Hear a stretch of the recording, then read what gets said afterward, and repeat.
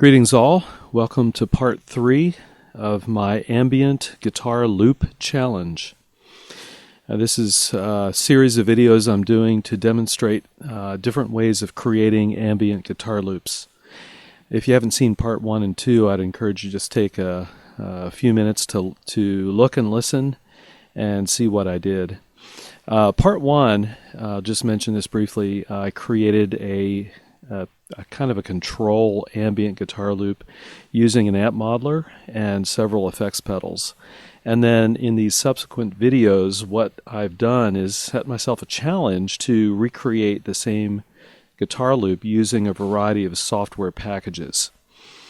So in this particular video, I'm going to be using Reaper, which is a software recording package. Pretty good. I've been using it for quite a while.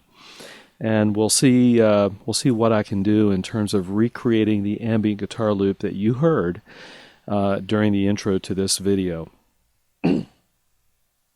So what you see here on the screen are two guitar parts, two wave files that I actually recorded in part 2.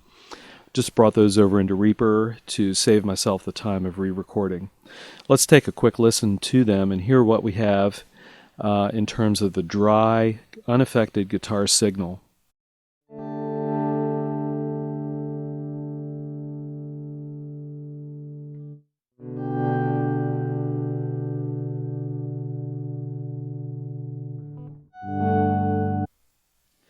Okay. Again, dry, unaffected signal. I basically recorded both parts going direct from my guitar into the audio card into the software. The only thing that I used in addition to the guitar was a volume pedal for the swell. So the first thing I want to do is turn these two parts into loops. As you can see, they don't, if I try to stretch them out, it doesn't really, they do loop. Reaper kind of loops by default, but they don't end in the same place, which isn't good. So I happen to know, given my 60 beats per minute and 3/4 time, that I want each loop to be exactly 10 measures long. So very easy in Reaper just to grab the end of the audio file and resize it by just simply clicking on the border and dragging. The second thing I want to do is ensure that this trimmed audio file loops, not the entire file, but just the trim part. So I'm going to right-click on each file, and I'm going to go to Item Settings and select Loop Section of Item Source. So we'll do that on the first wave file, and we'll do it on the second.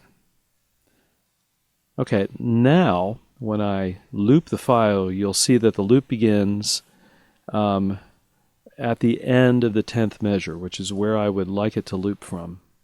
Oops, sorry about that. So there's two complete loops there. Having a little trouble with my mouse dexterity here. Let's go ahead and listen to the end of the first loop, beginning of the second loop.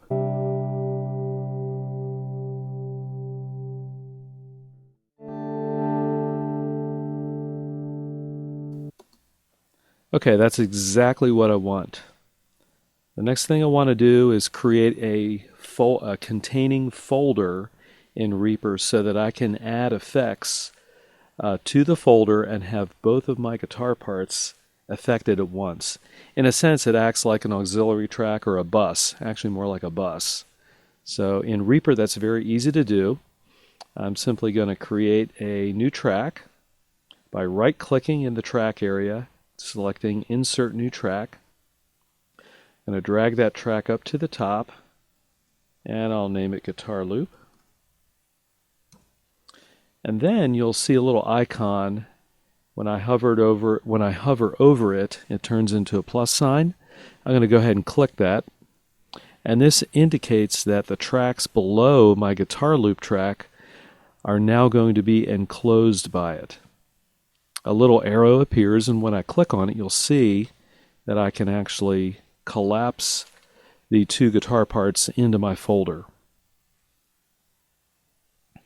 And you'll see that it sounds just the same. Next thing I want to do is begin adding effects to create that ambient sound I'm looking for.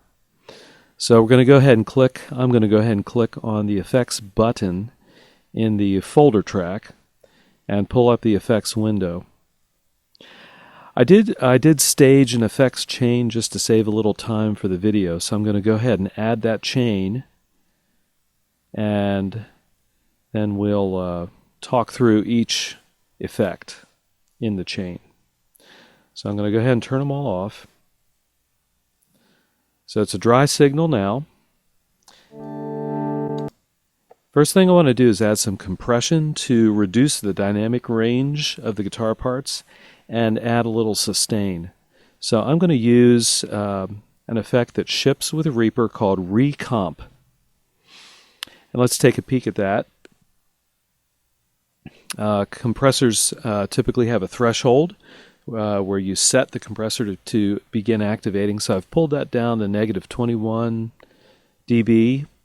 I've set the attack to 4.9 milliseconds, a fairly long release time, 6.5 to 1 ratio, a little bit of a low pass and high pass filter to control what is being affected by the compressor.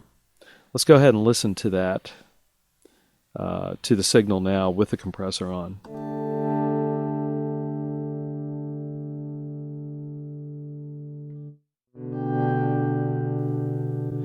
Okay, it's not massively different, but if you listen to it carefully, let me turn off the compressor.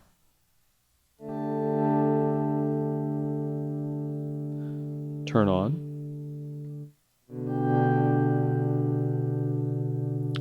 You can hear that the dynamic range is a little squashed and there's a little more sustain.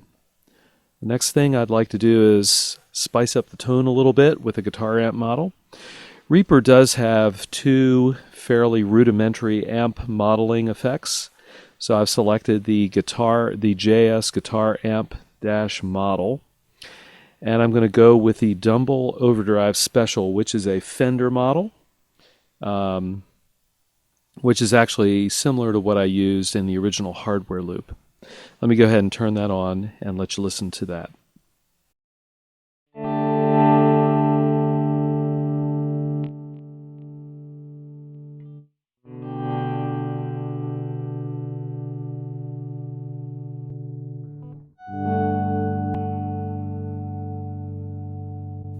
So you can hear that we've got a little more sparkle in the top end. There is a little bit of a guitar cabinet modeling going on. Let's listen to it once again. So a little more Fenderish, if you will.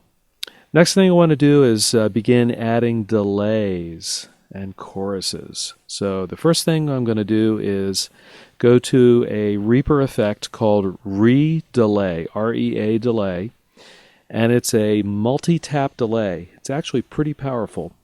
It allows you to add different delays, differently configured delays in parallel.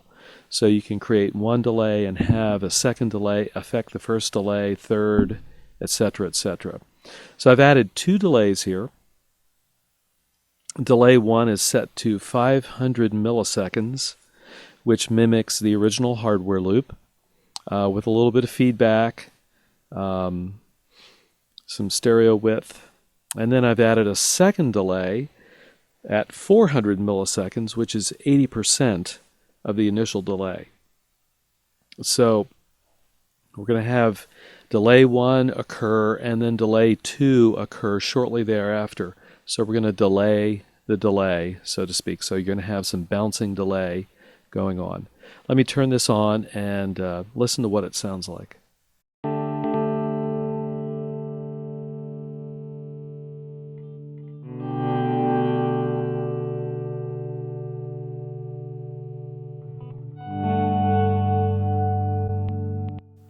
All right, so we have some delay, some additional time in the decay. I want to continue, though, to build on this sound just as I did originally. The next effect in the chain is a stereo chorus. This is where Reaper fell a little short. It does not have a very usable stereo chorus effect that actually comes with Reaper. So what I did is I did go out and download a free stereo chorus effect by Blue Cat. So the Blue Cat Audio BC stereo chorus right here. And you can see I've got a stereo setting. So here's the stereo spread set to 100%. A lot of wet sound along with the dry, a lot of depth. Let's listen to the affected sound here.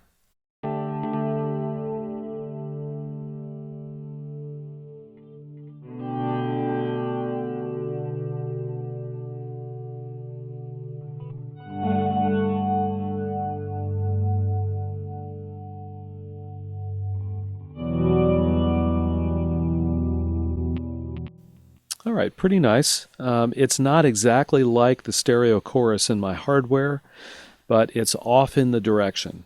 So that's that will work for what I'm looking for right now. And so our overall sound is getting a little wider, a little fuller. What I really want to do now is extend out the decay of each of the swells. So I'm going to add in a second delay. And to that end, I'm selecting a Reaper effect called JS Remain Calm Org Floaty Delay. I like this delay a lot, actually. It's a pretty long delay. You can set it way up in terms of the number of seconds. I've got it set to 2400 milliseconds, 2.4 seconds. I've got a little bit of feedback here. And this particular delay does modulate, so we've got the warp rate and warp amount for modulation. You can also affect, it also has a filter effect, both cutoff and resonance. So let's go ahead and listen to this added into the overall effect mix.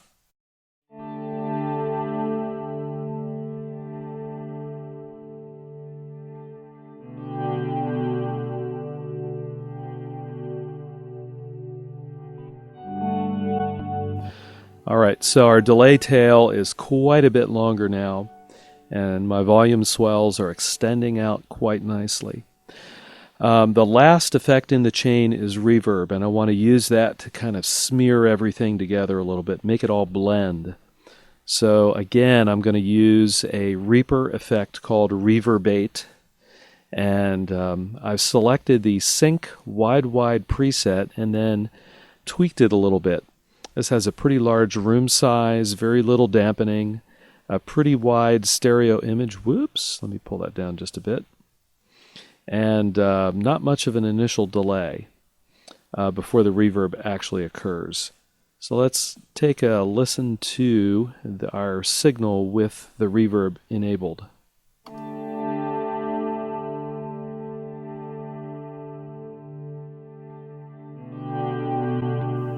Let me go ahead and pull down the dry signal on the reverb so you can hear just the reverb itself.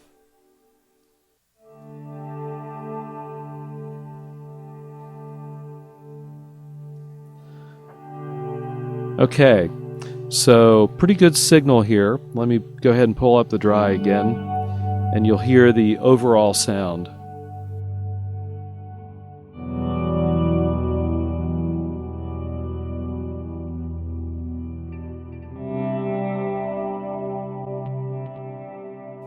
There you have it, an ambient guitar loop using Reaper. It worked out pretty well. I did have to drop back and download the one plugin, but all in all, I got pretty close to the original hardware sound. So again, Reaper is a pretty viable alternative for creating software-based ambient guitar loops. Let me go ahead and play the loop out, and I will see you on the next video in which I create an ambient guitar loop using FL Studio. See you then.